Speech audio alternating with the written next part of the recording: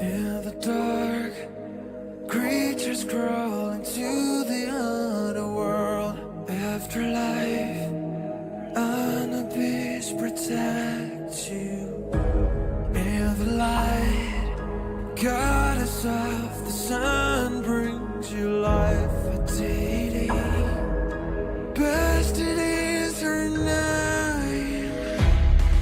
Come learn the ways of man. Become one with the sand. The fate is in your hands. It's time to fight. You will rise, not fall. Never lose hope on the ground. We are one for all. The truth will always conquer. Capture the earth, chasing your mark. Get a lot mystical formation. Turn on the walls, beat on the drums. Let us claim this is war. In the dark, a river flows. The Nile is so big power. A morning star is seen in our sight. In the light, find your desert altar and your shrine. Look for peace, defeat the enemy. Run to the obelisk, defend this legacy. Fly to your destiny. It's time to fight. You will rise, not fall. Never lose hope on the ground. We are one for all. The truth will always conquer. Capture the earth, chasing your mark. Get a lot mystical formation. Turn on the walls, beat on the drums. Let us claim this. We rise, reach for the sky. Hold on to your weapons with pride. We rise up higher. Conquer the ark. Get ready to fight for your life. We rise up. We're the kings, we're the queens. We're the gods, gotta solve this animation. Turn on the walls, make it our mark. 'Cause we're the kings, we're the queens. Let's win this war.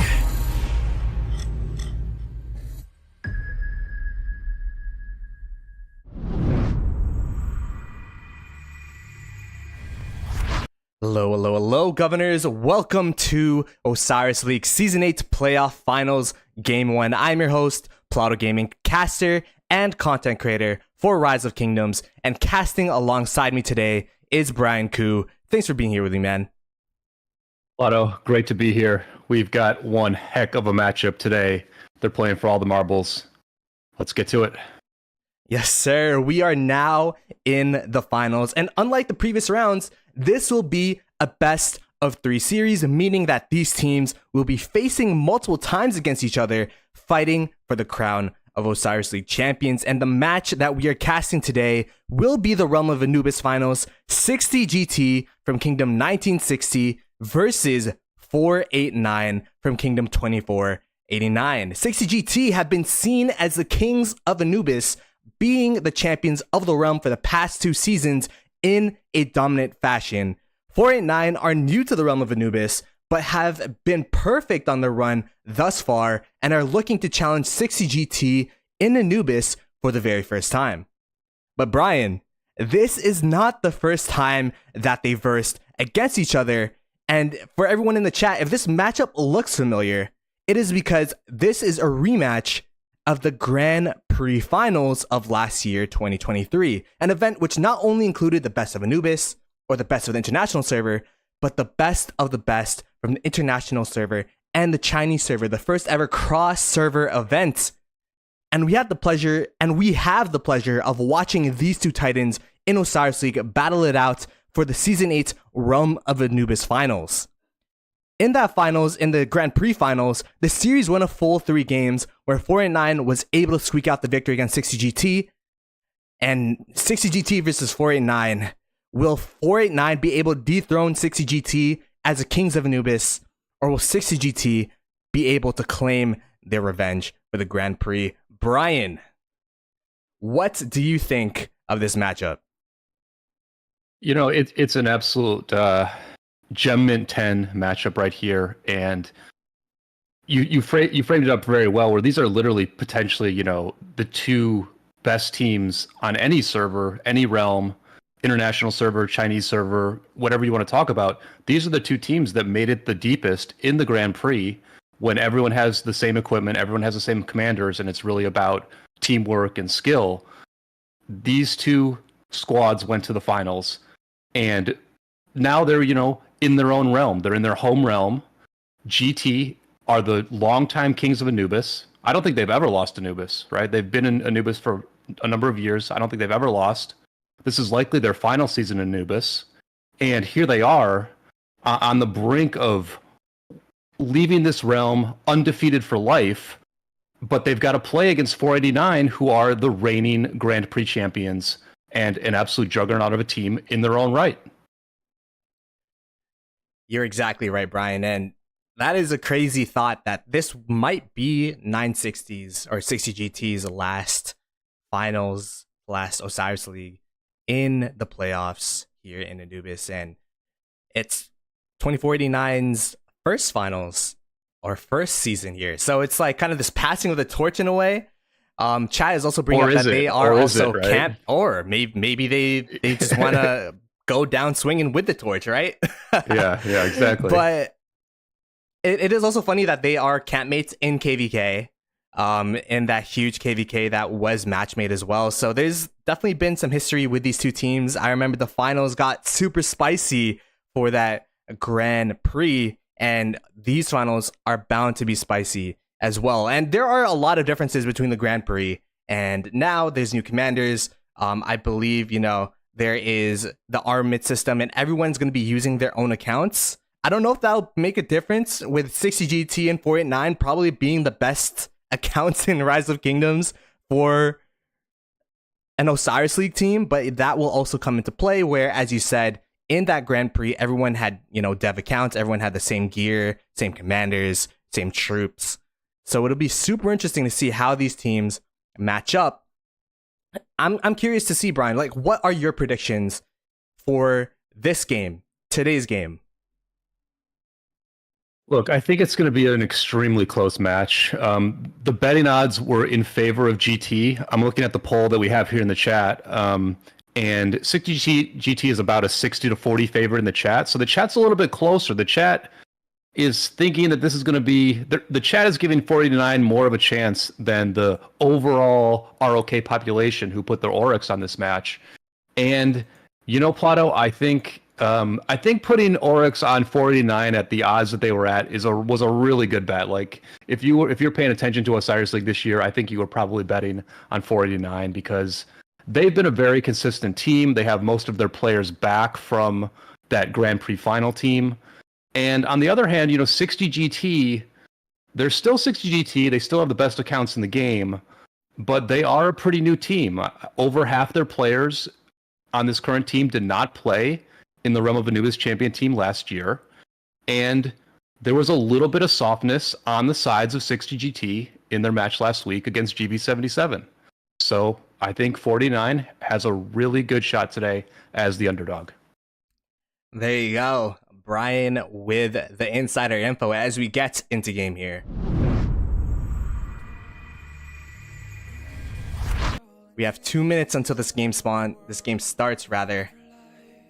Oh man, I'm already getting the chills, Brian. This is probably going to be the best of the best gameplay that you'll see in Osiris League. So if you're new, take notes, see what these teams are doing. This is probably going to be a case study as the Grand Prix was last season for two titans, two powerhouses of Osiris League, of Ark of Osiris facing against each other. We have the champions of Anubis versus the champions of the Grand Prix. This is do you think there's going to be any interesting openings here, Brian? Like, what should we be looking out for going into this match? What I'm looking out for is, does 489 throw anything at GT in the early game to mess up GT's approach to that first mid fight? You know, the mid is going to be very big, and that first arc is going to be extremely big, where if 489 can get that first arc, then they have a chance to potentially make this a 2-arc game, make it more of a side game. And, you know, we've seen how when you try to go for an aggressive start and you try to first capture those enemy buildings, you can potentially compromise your mid. And so is 49 going to throw anything new at 60 GT to try and compromise GT's first mid? The thing that's so interesting too is that these teams have gameplay footage to look at against each other. Although, you know, there is some differences, new skills, new commanders, new accounts.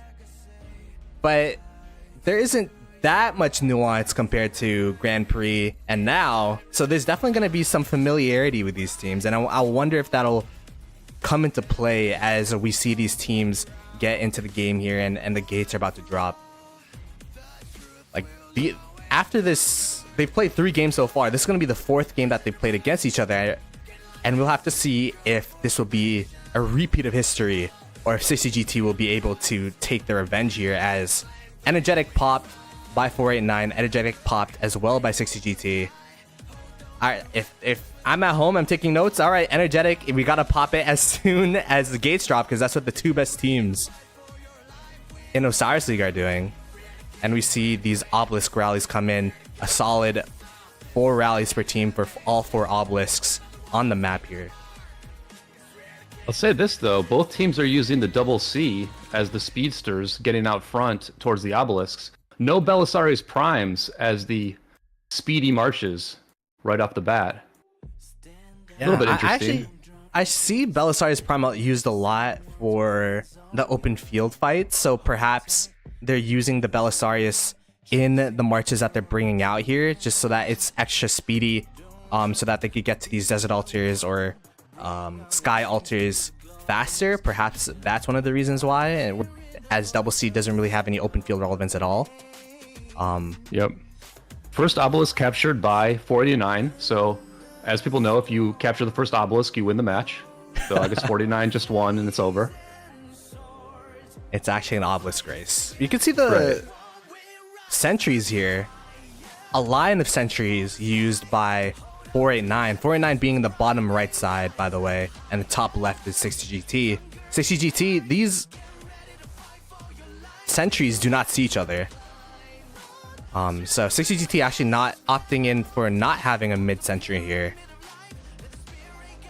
But they will have full vision on the desert altar as well as their own sky altar. So definitely having altar focused vision here, making sure that these altars do not get sniped and they allocate the right amount of marches, because that's the most important thing in the start of these matches, is making sure you have the right amount of marches at each spot to absorb the pressure of your opponents. Yeah, very heavy rotation from 489 going to their desert altar on the bottom lane. Very little movement for 489 to their outside lane on the bottom at this point. And they're hugging the wall, 49 hugging the wall on the top side, hoping to avoid detection. And it looks like, it just sort of looks to me like 49, you know, as typical, they're going to be offensive on the top, defensive on the bottom. And, you know, for GT, they're going outside on the bottom much faster.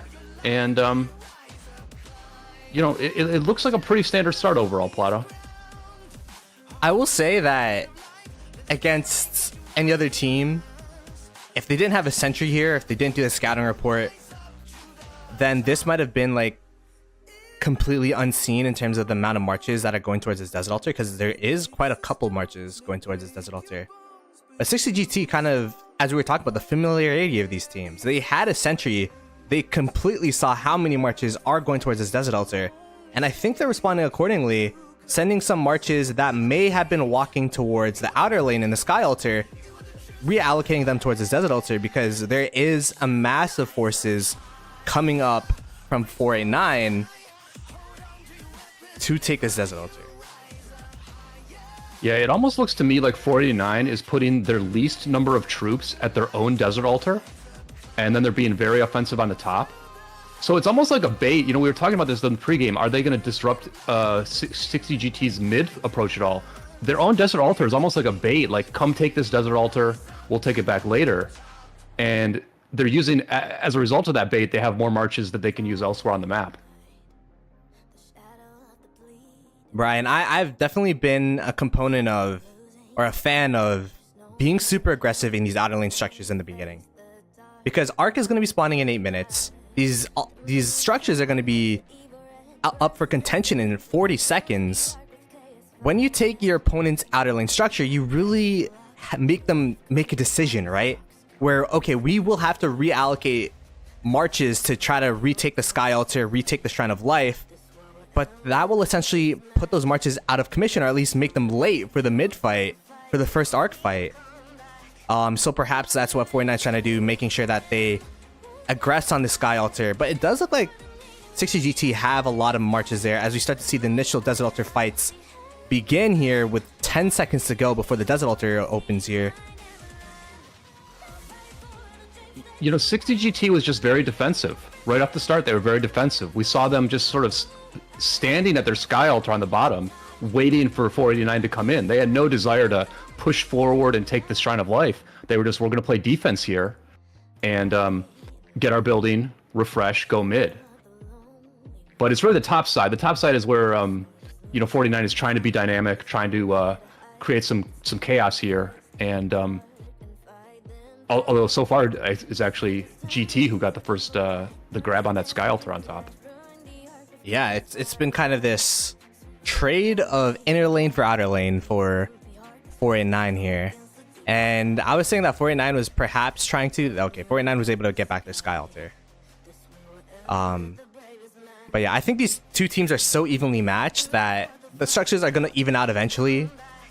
And both teams are just going to rotate mid right away. You could start to see the 489 marches run straight towards Seawell City. Poor Seawell, or maybe good Seawell. He's going to probably get MVP with all the marches that are about to crash into his city.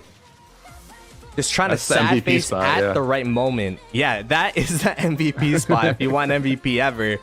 Because if you are new to Osiris League, sad facing back home is a lot faster than your infantry marches here walking back home. You could start to see that the walk back home is only a minute long, where the walk, or the sad face walk, when the normal walk would probably be around like 2.5, 3 minutes. So they're trying to sad face back home to have tempo for this mid rotation, where Arc is spawning in 5 minutes. There is a rally also coming towards this Desert Altar, so this Desert Altar will be retaken by 60 GT, and all of the structures on the map are at an even state. Yeah, I mean, look at how serious both of these teams are about this first mid fight. I mean, there's still 5 minutes before the first arc spawns, and 49 has already sad faced their marches. On the bottom side, GT has already just given up the Desert Altar. There is a big fight at this Shrine of War on the bottom side, where 49 had so much, they sort of won that. So GT sad faced so quickly at the Desert Altar that 49 was able to push up, grab this Shrine of War here. And if anything, these are the marches that are maybe in a bit of trouble to get to mid on time, but they're racing to sad face right away, and they're going to get to mid on time as well. So both teams just like, they had a plan in mind, and neither team was able to disrupt the other team's plan here going into the first arc. So Brian, I have a question for you. Why is the first arc so important for these teams? Like, why would a team want to commit to first arc for the viewers at home here? Yeah, so the first arc allows you to set the tempo of the match and likely define the game as a 2-arc game. If 49 gets this arc and then holds it for the full 12 minutes that you can hold an arc, and then you add on to that the 8 minutes that it takes before an arc spawns, then that's a 20-minute window where there is no mid-fight, there is no arc that can be grabbed. And if you're a team like 489 and you think you're going to do better on the sides, and that the only way you lose is if 60 GT wins all the mid-fights, then getting that first arc and making this a 2-arc game is a very big deal. On the other hand, 60 GT 100% does not want 489 to do that. They want to get this arc, and they, I think, very likely want to make this a 3-arc game. They're not going to hold the arc for the whole 12 minutes. They're going to wait for the right timing, return the arc, and make these mid-fights happen more often rather than less. Yeah. As you said, it's all about tempo. The first arc actually is worth the least amount of points in terms of arcs. It starts off at 3k, 500 points every single arc. But as you said, it is all about tempo. It's all about having a grasp and control of the game, because yes, you can kind of control what type of game will it be. Will it be a mid game? Will it be a structure game? And we've seen that 489's been able to kind of control structures in the past, and perhaps that's what they're trying to do with this mid rotation here against 60GT. I will say, I've been seeing a lot of to the death used in the first arc. I think I've seen that in 3 matches that we've casted. What kind of skill usage do you expect for this first arc? Like, is it that important that you use to the death? And by the way, every team that used to the death ended up losing mid, so... Yeah, I mean, I don't know that to the death is necessarily better than something like Dust Up plus Bog Down. You know, we're just seeing better results from Dust Up plus Bog Down. And just looking at the way these two teams are approaching this first mid fight, I would be pretty surprised if either team uses to the death. If anything, I would think maybe GT uses it because they're being more aggressive. They're positioned at the temple better. But, you know, 489 has been a very conservative in this, you know, pre-mid fight here. They started their ball way back. They put a sentry, you know, so far back that it really won't even be able to see anything during this fight. And, you know, they're now making moves to try to cut off GT or maybe split their marches. Although, since GT is already in front of the temple, I don't think that they can split the marches. And so I just think because they've had this conservative approach to this first mid fight, I'd be a little surprised that they go risky and throw a 1 skill to the death at GT here. We see Cordoba in the open field here. 60GT using Dust Up early. We see 489 in response. And Siege meta. We have 1 Siege March just peppering down the open field marches of 60GT.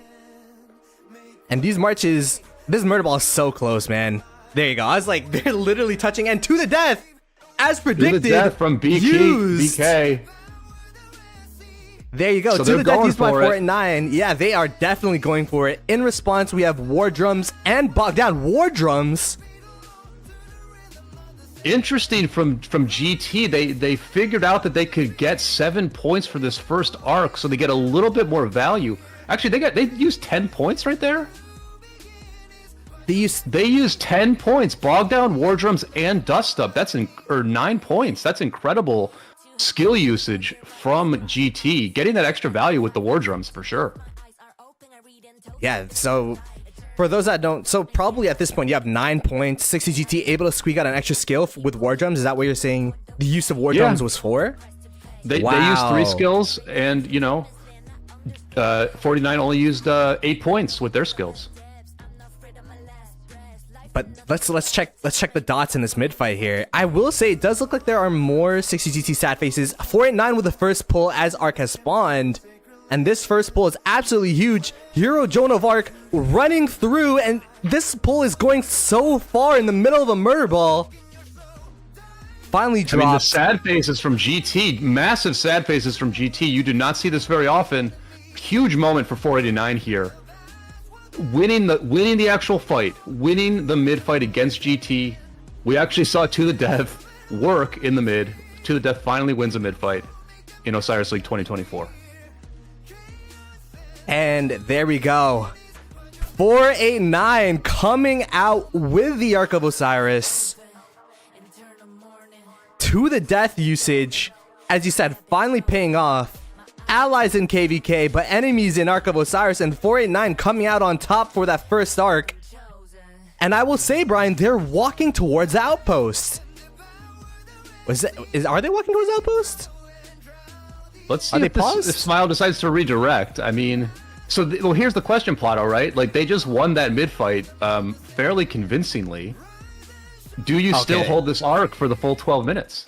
It looks like they're planning to hold. So walking to the outpost indicates that you're going straight for these points over and over and over again. And when we casted 489 versus 1E8 yesterday, or not, last week rather, that's exactly what 489 did, because 1E8 is known for provisioning, and they're like, all right, let's just get as many points on the board so the provisions won't matter. In this game, it looks like they will be looking to hold it, as you said, and trying to make it kind of a building game here. Yeah, big moment of momentum for 489 here, where they were not able to sad face against a desert altar or anything like that, and so they're just going to sad face against these fresh GT marches that are coming here to attack the desert altar. They're going to wear these marches down a little bit. It may or may not be enough to save their building, but my gosh, if they can sad face here and hold their building and then bring fresh marches back out, that's just even more momentum for 489. And so, you know, GT, they need to get real tight and real just execute very well on the sides here very fast to just sort of boost their morale at this point. That was a huge play. Someone in the chat actually brought up first arc fight win for morale. Morale's definitely a thing in Arc of Osiris for sure. As we see Eleanor used in a lot of these garrisons. I haven't been able to talk to you about Eleanor. What do you think of Eleanor in Arc of Osiris as a garrison? You know, she seems good, right? She seems like an upgrade over Yan. And so that sort of makes her, I think, the best meta garrison in Osiris League for these high-end teams, where they're actually getting their marches to the building right on time, so they want to have cav marches out there. I think she's good. I think she's not great against Swarm, right? We're not seeing like amazing reports against Swarm. She's certainly not OP. But you know, in the right situation, which this seems to be the right situation, Eleanor is holding against a bunch of fresh marches from 60 GT. This might be Eleanor's biggest moment yet in the history of Rise of Kingdoms, actually. Yeah, as you said, the rally's down. 60 GT trying to take this desert altar, trying to take these structures. They are winning in points per minute right now because they were able to take, I believe, the Shrine of Life of 489 in this bottom side here. But it is about to start generating points. So pretty much an even game here. But 489 have control of the arc, so we could essentially say that they are up by 3k. Man, it's just such a back and forth battle, and the lines of scrimmage here, I feel like haven't been breached. So there haven't been that many flip-flop of structures this game. It's been kind of my structures are mine, your structures are yours kind of deal here.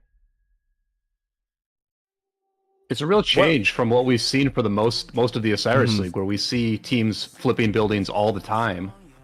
And you know, even sometimes the weaker team, the team that loses a match, will successfully flip their enemy's teams quite a bit.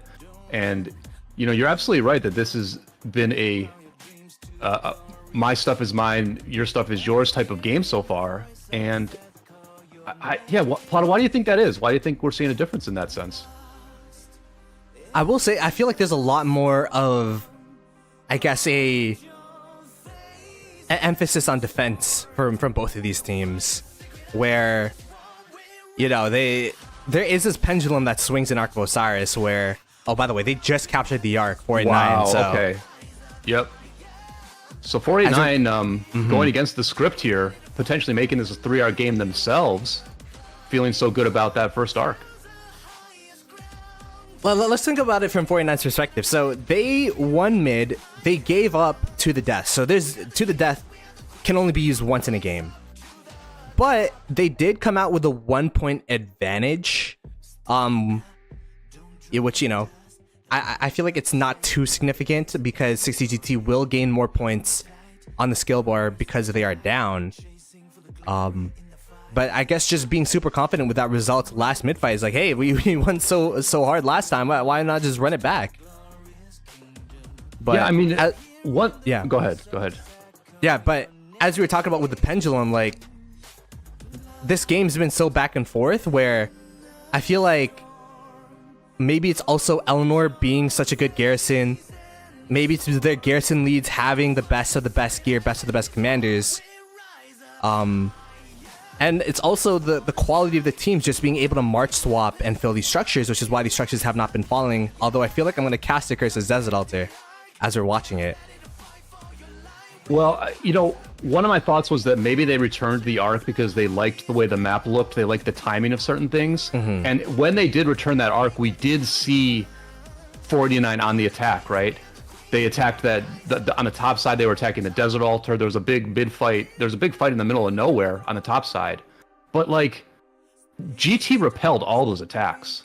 Like all those pretty big attacks from 489. GT rejected all of them. And now it's potentially, it looks like they're going to flip this Desert Altar here on the bottom. So it's like, 489 was almost like they saw a composition of the map that they've seen many times before that was favorable to them.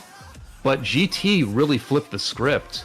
And, if anything, GT has more control of the map right now. I will say, though, this Eleanor is crazy. You could start to see the double C marches desperately running from their cities, trying to get into this Desert Altar. Fill is the call right now for this lane. Will they be able to hold this Eleanor consistently being filled? At this point, you have to be wondering if there's a backup garrison. It looks like the garrison was popped. So 60 GT able to take the Sky Altar, able to take the Desert Altar, able to flip the Shrine of War, meanwhile holding their structures. Maybe this is their pathway to come back in this game? Just really quickly, the last two reports from that Desert Altar with the Eleanor, with one of them, Eleanor traded 2-1 on that first swarm that we looked at after the Ark. And then in this last fight here, it's actually... So it started as a Hera, but it went to an Eleanor. But that was actually a big win for the Swarmers. The Swarmers won big that time. 550 Sev wounds to 1 million Sev wounds. Yeah, I think the thing about Eleanor, right, is she boosts open field marches around it. If you don't have the open field around your structure, you're kind of, you're not able to really get the full bonus of Eleanor and why she's really, really good. And I feel like that first swarm after, they still had the open field marches from mid, but for this one, they were just outnumbered and outmatched in terms of the reigns as well as the open field. So perhaps showing the reason why, but we have 4 minutes left until this arc spawns, and 489 yet again balling up in the middle here. But 60 GT balling up right behind the Temple of Osiris. So it's looking like deja vu for this second mid fight, although 489 will not have to the death. Yeah, and 49 balling up very conservatively again. We can see with the power of omnipresent vision here, we can see that they have the numbers advantage mid, where if they had decided to posture anywhere near the temple, put their sentry anywhere near the temple, they might have seen that they actually had the numbers advantage and could take that nice position right at the temple. But it did work for them last time, and so they're gonna just walk into GT again and hope to repeat the same result. But I also want to say, Plato, great point about Eleanor and how her skills, they buff the friendly marches around her, which doesn't happen a ton in KVK, but in Arc, that happens all the time. You have friendly marches around you all the time in Arc. And so she sort of is like the perfect Arc of Osiris garrison commander. Exactly, yeah. As I feel like everyone is setting their marches here. We see like people playing single player Rise of Kingdoms in the Shrine of Life area, but everyone else,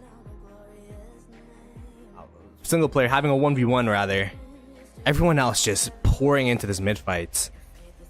There's like this weird kind of balance, right? Where if we're at 9, as you said, they had the numbers, but if they pushed in too early, then perhaps the reinforcements, the sad-faced marches from this mid fight that they would have engaged in would have been able to just walk back before the arc spawned.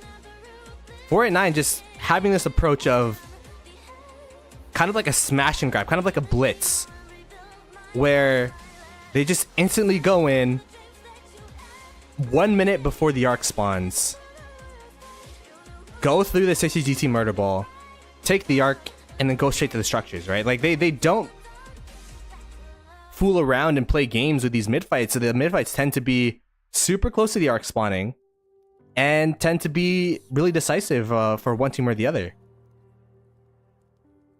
Yeah, really interesting. In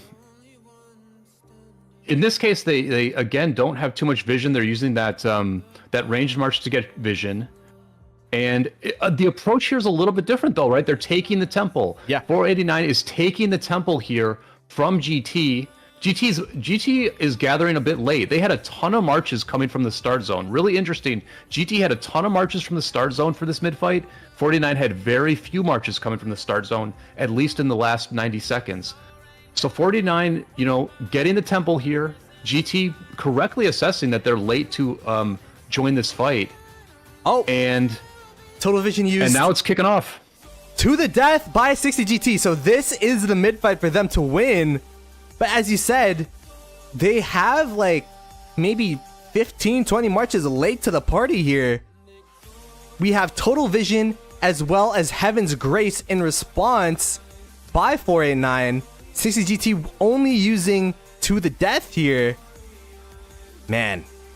Yeah, an early mid-fight here and not enough skill points for GT to use all the skills that they wanted to use. And perhaps that's the reason for the early arc capture by 489, knowing that, they had this point advantage. 60 GT finally responding with Dust Up, so 8 points to 8 points for both teams here. And I will say, it is looking rather 489 okay. Wait. It is looking super even right now. 489 sad face is coming out like crazy, though, as soon as I said that. But they do have positioning advantage. Arc is spawning in 20 seconds. 60 GT have to start pushing and start sniping these arc carriers, or else these arc carriers will have a free run to their side of the map. And there's two of them. There's two former Realm champion arc carriers here, Smile and Kim Sensei. They both have the special profile picture of being the #1 arc carrier in a Realm. And GT's trying to harass them both down with an Ethelfled. That's not going to do it. Ethelfled Trajan is not going to take these two arc carriers down. And 60 GT's Murder Ball also got wiped. And I definitely have to say that 489's push early to the temple definitely helped them with this mid fight, because 60 GT kind of had to make a decision. Do we commit to this Murder Ball? But the thing is, they're so far away. They were far away from the temple that they had to start diving into the temple, or else they would just be able to get a free pull, right? Yeah, it was super well executed by 489. You almost wonder if they decided to return the arc because they saw that War Drums get cast. And just knowing that that's like an odd numbered skill, it costs 3 skill points to use War Drums. They just calculated, like, if we just return this arc fast, we're going to have all the points we want for this next mid-fight, and maybe GT will be in an awkward position and not be able to cast everything.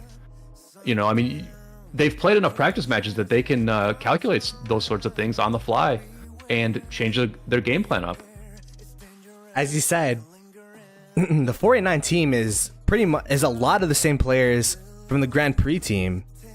And if you guys watch that Grand Prix interview video from after they won the championship, they have people literally calculating the amount of Sev wounds that 60 GT is taking, so that they know how many skill points they have. And it proved to be the difference in the Grand Prix, and it's proving to be the difference so far in this game 1. As that mid-fight was dominant, and the timing was just impeccable, as you said. Yeah, it was a close mid-fight, right? Like, we were watching it, and it really went back and forth. It was hard to tell who was going to win for the first minute or so. And so those micro-optimizations that 489 did, whether it was having the right skills, having the full skill bar, or the fact that they went in and forced that fight a little bit early, where not all of GT's marches were there, plus like forcing them to attack the arc carriers because they had that position. Like, I really think that those micro optimizations, those extra things that 49 did, that's really what swung that mid fight. If they hadn't done those things, I think GT, has a very good chance of winning it, actually. Yeah, and that's the thing that's crazy about Arc of Osiris and Osiris League, is all these little things. Every single point, or every single thing that leads to a point, is stacks up and stacks up and stacks up, and that's how you end up winning a match. And 49 doing all those tiny things to make big differences, to make big impacts. It looks like they are going to be... Oh, there is someone hitting the arc carrier right now, but it looks like they will be fine. And it looks like they will be holding that arc as well. And 60GT, like, Brian, if you're 60GT, like, what would you say to your team, and what's the game plan back into this game? Like, what do you do? Well, look, I mean, there's a couple things here. First of all, this is a best of 3 series. So even if this match doesn't go your way, you still have to play as well as you can just to set a precedent for game 2 next week. That's one thing.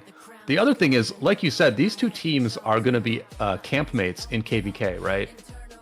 And I don't know how you feel about this, Plato, but you know, when you work with other kingdoms in your own camp in a KVK, there is like a sort of a battle of egos and a battle of, you know, who's going to be in control of things.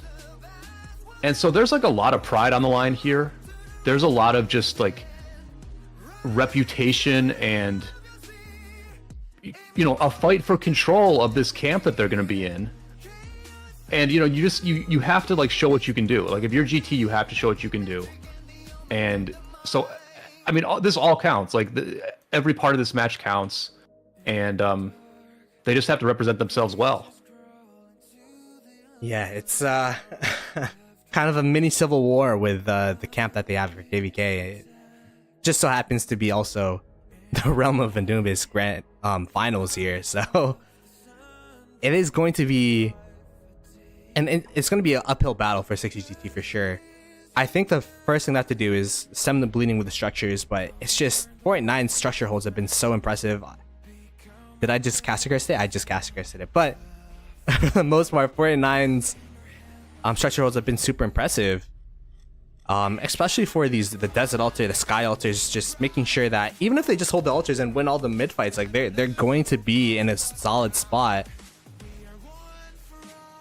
I think it's an interesting point that you brought up about KVK and kind of control, though. Do you think that whoever wins this match will be the main talking point for that KVK? Like, oh, we're gonna do Diplo? I mean, you wonder how it's gonna work, right? Like, especially if it's a very close. It was a very close fight against 1093 in that zone 6, right? It's like, are they going to be on voice chats together? Are there going to be moments where someone has to make a decision? Like someone has to decide, are we going to stop rallying these 1093 forts for a few hours and take a break because it's not going well? You know? This guy's seen the script of the KVK already with the that's funny, but yeah, it's such an interesting match that we have here. Open field marches. What do you think of Belisarius in Arc of Osiris? Like, I haven't gotten your take in Belisarius Prime in both Arc and I guess as an investment. Yeah, I mean, I'm essentially hearing good things about Belisarius from like really strong players such as yourself who have used it in war and gotten good trades with it. And then it seems like the more recreational players of ROK are not too keen on Belisarius because it's not like a better commander than Huo. Who are you seeing Belisarius get paired with here? I've seen Joan Belisarius. Surprisingly. Joan Belly. Yeah, it must be Joan. A lot of Joan Belly actually. I've seen Joan Belly. I've also seen Hua Belly. I've seen XY Belly. Those are the 3 pairs that I've been seeing for Belisarius so far. Like, we see this March here being Joan and Belisarius. But yeah, just that extra 12% all damage for an expertise just slapped on there.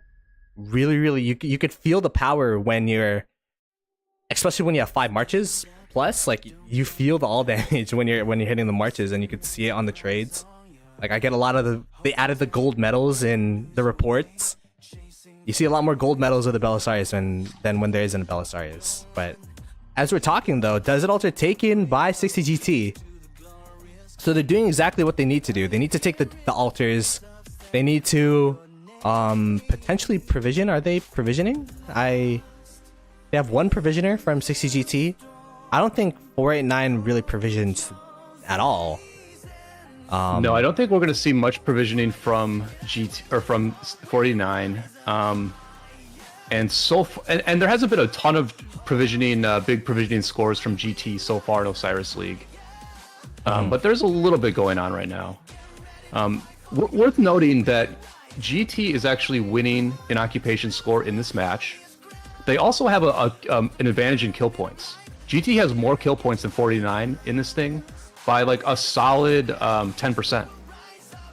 And we just saw them take the Desert Altar as we're talking about swarming, as we're talking about the Belisarius at the 12% all damage as it swarms anything.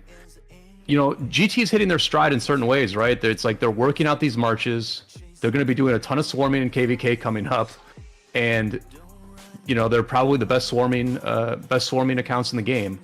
So, there's honestly like a number of things here that are fine for GT. Like, if they are winning the sides against 49 in a best of 3 series, then don't you think like the odds of GT winning that best of 3 series are pretty good?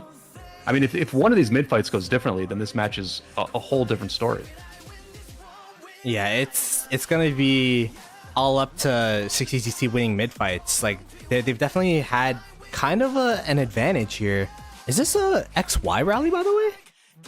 XY Belisarius rally from Arvix. Wow. Yeah, bit of a desperate attempt there to try to take back this Desert Altar. Very, very big GT presence here at the Desert Altar to reject this attack.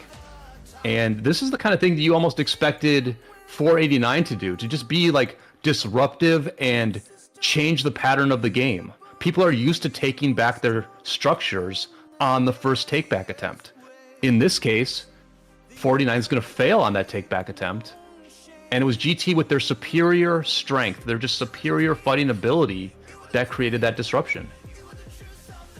I don't know if I've just not been looking at the rallies this Osiris League, but I don't think I've seen XY Belisarius as a rally before, especially on the structure. Seems a lot of damage for sure, but very squishy, just insta-swarmable. So pretty interesting choice there. We have the Desert Altar taken by 60GT. In response, the Sky Altar it was taken by 489, but it looks like 60GT will be able to take it back as well. The Arc was captured, so we will be having an Arc fight in 7 minutes and 30 seconds here. They are up by about 5k points, and for 60GT to come back, I feel like they definitely need to win this next mid fight.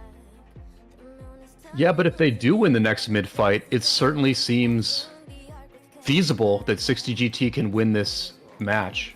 Oh, 100%. I mean, we're just seeing, like, I was watching the Desert Altar and they just like swarmed down a Zug Asher rally like it was nothing, and so 60GT is really applying some pressure to the sides at this point. Another attack on this Desert Altar. This is a big attack here for 49 to just get their buildings back. And it's touch and go. It's very touch and go here. Yeah, it's there you go. We got the Zhuge Liang rally, the Zhuge Liang Henry. A lot harder to swarm, a lot of damage. It looks like they will be able to take back the Desert Altar before the mid fight, but it is 6 minutes until mid. Neither team rotating as of yet. Now, the 49 marches, are you going to start walking back home, or are you going to try to sad face on 60GT's side here? Well, they have an attack on the Sky Altar as well on the bottom side. Pretty nice timing for 49 with that return of the Arc, because they're also pressuring the Sky Altar, and all those marches that were at the Desert Altar can literally just rotate over, which is actually a pretty cool move from 49. I really like this move a lot. Diagonal tour of the pyramids here before you start going towards the Sky Altar on the other side. Yeah, doing some lane switching here for 49, and they're getting picked up by a very large army of GT players who have probably also lane switched from the inside lane, seeing what's happening here at the Sky Altar. And with a third Arc up for grabs in this match, all these points for the sides really do matter. 49 trying to get enough points where if they lose the last Arc, they can still win the match, and GT trying to, keep hope alive basically for this match. Yeah, as you said, like this is a really great play by 489, where we were saying, oh, now 489 is kind of awkward because you know their marches are kind of low, and now it's going to be an opposite play for 60GT because if they, I mean, they are seeing a lot of marches here, and as they should because this is their Sky Altar. But whether they hold it or if they don't, their marches are going to be low, meaning that they won't be able to. They'll have to take the Walk of Shame back home, and the Walk of Shame in Ark of Osiris isn't a sad face, but rather walking back home naturally. You know what I mean? Like if you don't walk home with a sad face, it's kind of like a weird feeling in Ark of Osiris. So it's definitely making a situation. Yeah, you're the slowest march on the map essentially, and also the march on the map that's not doing anything because you're walking home. But yeah, GT is an interesting spot here. I mean, I wonder if they're all going to walk home here, or if any of them try to swarm against the Shrine of Life down at the bottom. But yeah, it looks like they're just running home now. They're going to play it safe, make sure they get to Ark on time. It was a good hold by GT all in all, right? They responded to where the pressure was. And there you go. We start to see the marches now getting together. 4 minutes, 20 seconds until Ark spawns. Who will win this final Ark fight? The game is still in the balance. 4 and 9 if they win this. They secure the game, they secure the win. But 60GT, if they win this Ark fight, they will be 4,000 points for this Ark. They will be less than 500 points away from 489. As much as we've been singing 489's praises, 60GT has been able to kind of chip away at these structures slowly but surely to the point where the match is essentially down to this last Ark. Yeah, and you know, neither team will have to the death. I do wonder what these last skills are on both teams' bars. One's going to be Bog Down for 49, so we've not seen Bog Down for 49 yet. So they're going to get some good value from Bog Down.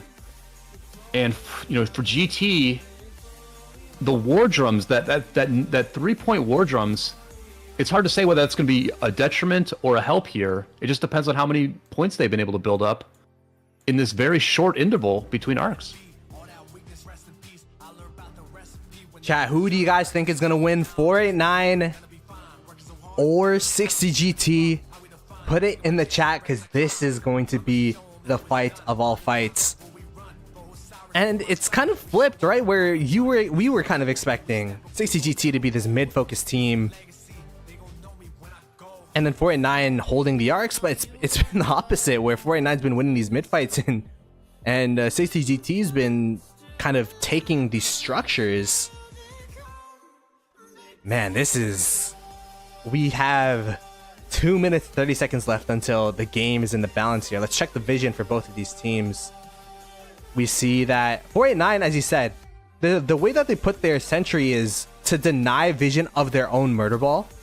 They don't want 60GT to know which side they're going, if they're going on the bottom side, if they're going on the top side. And 60GT, pretty much a similar situation where they're just building these really defensive sentries so that neither team knows where each other are. And you can start to see 489 yet again going towards this bottom side of this middle lane here.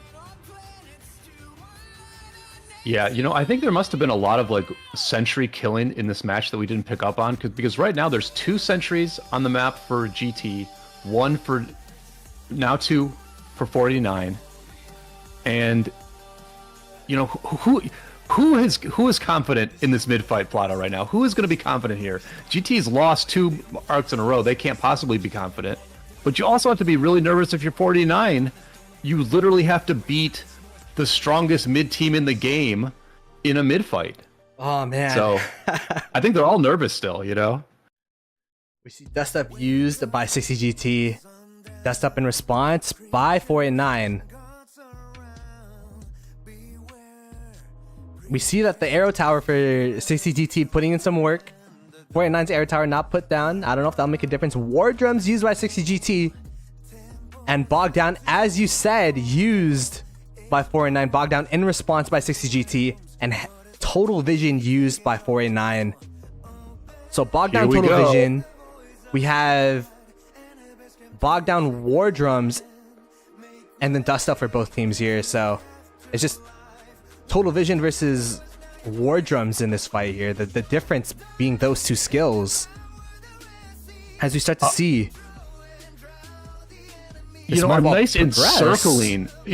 GT really encircled 489 at the start of this match, or at the start of this fight, and now they're all just completely mixed in together as a result of that encircling. And another just very, very close mid fight here. Arc is spawning in 10 seconds, man.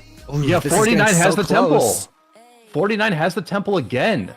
They have their carriers there, wanting to grab this Arc. Arc has spawned.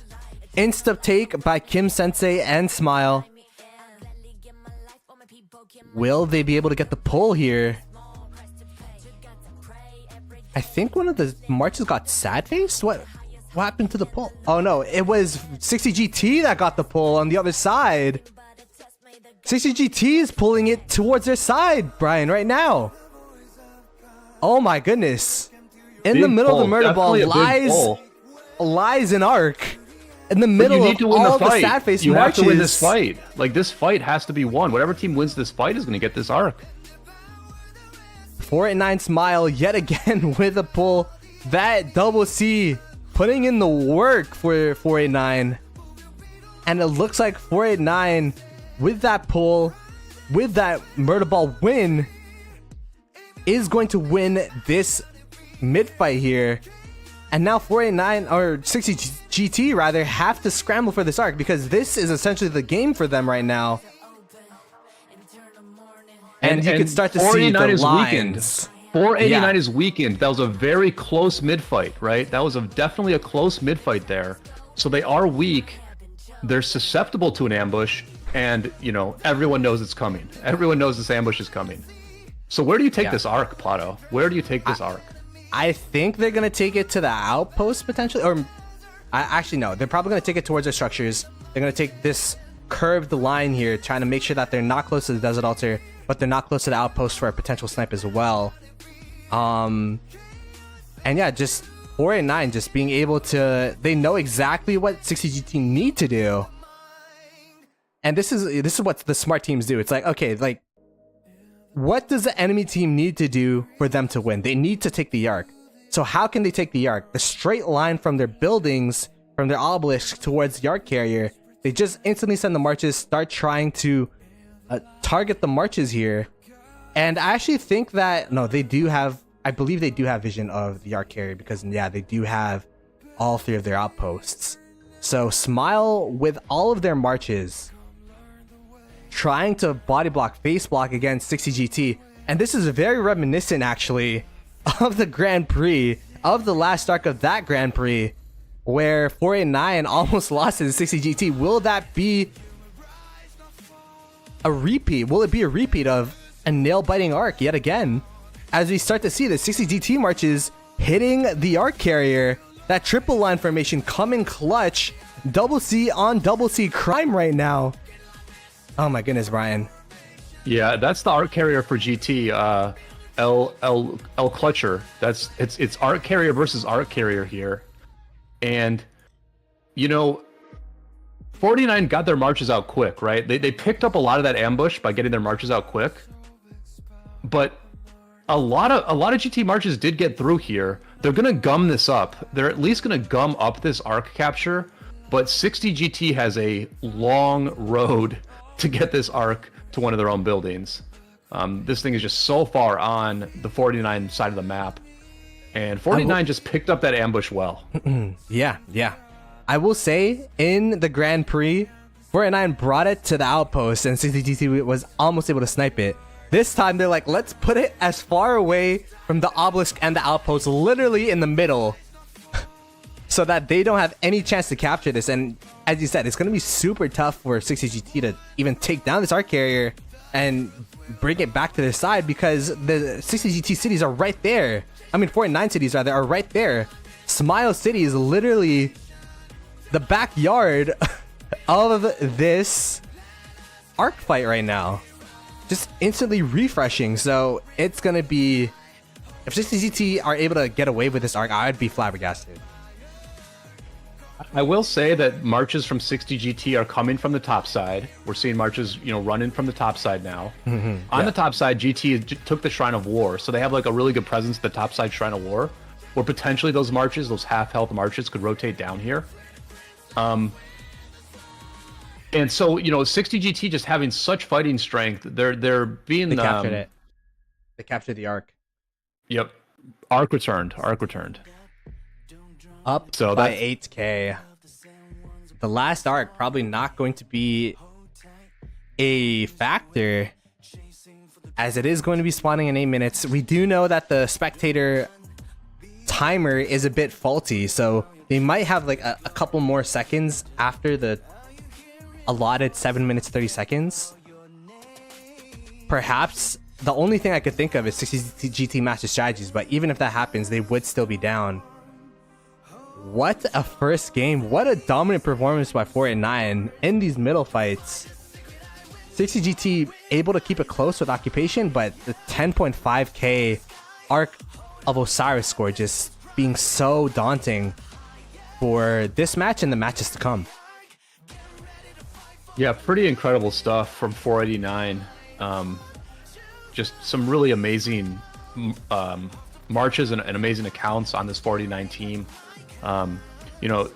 Plato, the people may not know the history of 489 entirely. One thing I forgot was that Arvix, the famous player Arvix, is actually, he was part of the group that founded 2489, and it was Fuzz group from 1556 who came later when they sort of folded up 1556. They migrated to 489, but it's really Arvix who started this kingdom. Arvix is playing in the match today.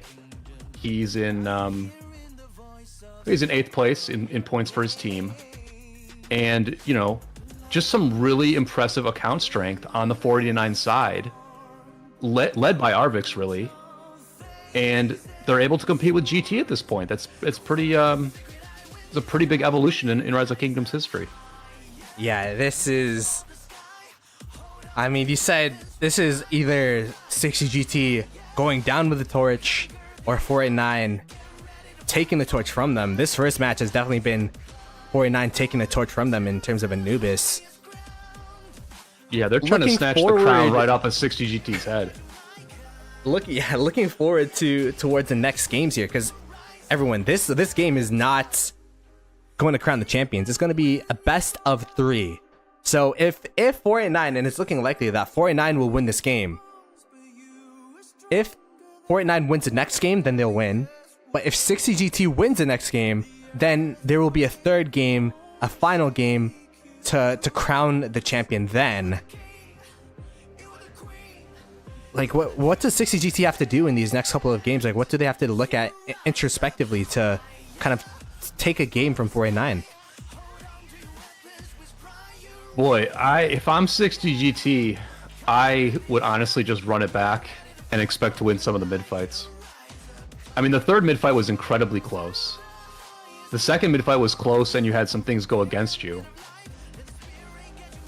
The first, I mean, do you really change things up if you're 60 GT and try to do a side game against 489, or do you just say, let's target the marches better mid, let's maybe look at our skills, and let's just win mid, guys? Like, that's what makes the next game so interesting, is like, does either team adjust, or do we see a replay of this exact same template from both teams? Because I just don't think 60 GT would be the type of team to look at this and say we have to change everything up. I don't think the game went that way. But what do you think? It all came down to the mid fights, to be honest, right? Where every single mid fight, if you lose all your arcs and you pretty much go even on the stretches, you're gonna lose the game. Is essentially what happened here. 60 GT, but how would you as a team improve your mid fights? Brian, like, what's the game plan? Like, how do you? Well, they have to get to the temple, right? Is it the timing of when to rotate mid, perhaps? I mean, they were a little bit late on like the second arc. They were honestly early on the third arc, and you almost wonder. We'd have to go back and look. Why did they give up the temple on that third arc, right? They gave up the temple and let 49 attack into them, and that manifests in the battle, right? It manifests when some of your marches are running towards those arc carriers to take them down. You're not having all of your marches focus firing down, actual fighters. So, I mean, I think if you just if you're at the temple and you sort of put 489 in that position instead, then you can certainly do better mid. There are just things on the field that we can see that 60 GT could have done better for those mid fights, right? Just around the temple, just be around the temple instead of being real defensive. There you go. Brian Koo's word of advice. To capture the Ark, you have to be at the temple. Ark of Osiris 101. But yeah, it's such a dominant win by 489, but it's crazy how even though they won the first two mid fights, that it actually came down to that last arc, right? Where if they let 60GT take that arc, then the game would have been essentially a 500-point game, and that might have been, you might have been able to come back from that, maybe from provisions, maybe flipping a Desert Altar is 300 points already. All 60GT needs to do is win one of these mid fights, and the game would have been pretty much an even state. Yeah. Yep. But there's also things that 49 can change in the next match to, sort of modify the script as well, right? They could be more effective on the sides, I think. There are ways where they could have been more aggressive on side play. They could have just, brought their marches, as we saw at that Sky Altar, they brought all their marches together to fight at one spot, and that was effective. So, 49 can just look at how GT played the sides. They can make adjustments as well, where maybe in game 2 they lose one mid fight but still take the match down, and one thing I'll say, Plato, and I'm curious your thoughts on this, we've seen tons of variance in the mid fights in this Osiris League, where we saw Vita and JST played a close match, but then Vita won every mid fight against Wib, and then Wib won every mid fight against JST. Or it doesn't even make sense. That sort of ordering doesn't even make sense. So there's just a ton of variance in who wins these mid fights, and if you're GT, maybe you just hang your hat on that and say, well, we lost these mid fights this time, maybe we'll win it the next game. Yeah, it is going to be. Again, the games. It's not going to be Grand Prix where we go back to back to back. Rather, next week will be game 2. So be sure to subscribe to the official Rise of Kingdoms channel and turn on the notification bell to be notified when the games will be. As the game 1 starts to trickle down rather. And it's been a dominant win for 489 here. And if you're 60GT, there is more to learn from a loss and a win, so perhaps they will come back with a new strategy. But yeah, 49 coming out swinging, showing that to the Rise of Kings community that, hey, we should be the favorites, you should bet on us instead of the other way around for 60GT. As I believe 60GT were the betting favorites going into this match. Who did you put your Eye of Talent coins on in this Osiris League? I put it on 93T actually. Okay, me too. So we're not sweating. We're not sweating right now, but there are many people who put their coins on 60GT who are really nervous right now because their team has to win 2 in a row. I feel like the realm of Anubis this season more than ever has been the strongest realm in terms of just the top contenders. We had 60GT, we have 489 at the top 2. We also had GV77 and 1E8, which were really strong. And GG's to both these teams. See Will, as we said, the MVP spot with the Lu Bu. We called it. We called the MVP. The Lu Bu at 259,000 points. But ultimately, it was 489 coming out with the victory. You can see the occupation score going 3k towards 60GT's favor, but that Ark of Osiris score, the 10.5k, ultimately being the difference for 489. GG's to both teams. Brian, do you have any final notes of this game that you want to bring up? No, can't wait for game 2. It's going to be awesome.